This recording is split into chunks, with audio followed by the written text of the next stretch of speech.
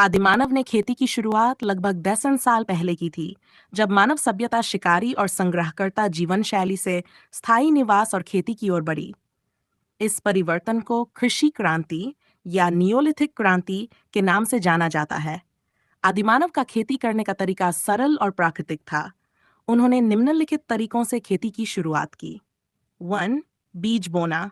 आदिमानव ने देखा कि पौधों से बीज निकलते हैं और उन बीजों को जमीन में डालने पर नए पौधे उगते हैं। वे जमीन को हल्का खोदकर बीज बोते थे और प्राकृतिक रूप से बढ़ने देते थे। स्थान का चयन। शुरुआत में आदिमानव ने नदियों के किनारे उपजाऊ जमीनों को चुना, क्योंकि वहां पानी आसानी से उपलब्ध था और मिट्टी अधिक उपजाऊ थी। हाथ से मिट्टी खोदना। खेती के आरंभिक समय में कोई आधुनिक उपकरण नहीं थे, इसलिए आदिमानव हाथों से या साधारण पत्थरों से जमीन खोदकर बीज बोते थे। जूम खेती। कई आदिमानव समूह जंगल के छोटे हिस्सों को काटते और जलाते थे, जिससे वहां की जमीन उपजाऊ हो जाती थी। इस विधि को जूम खेती कहा जाता है, जिसे आज भी कुछ स्थानों किया जाता है।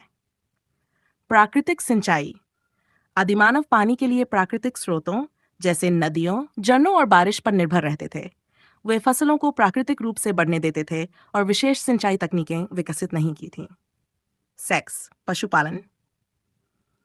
धीरे धीरे उन्होंने पशुपालन शुरू किया और पशुओं से मिलने वाले गोबर का उपयोग खाद के रूप में किया, जिससे मिट्टी की उपजाऊ क्षमता बढ़ी।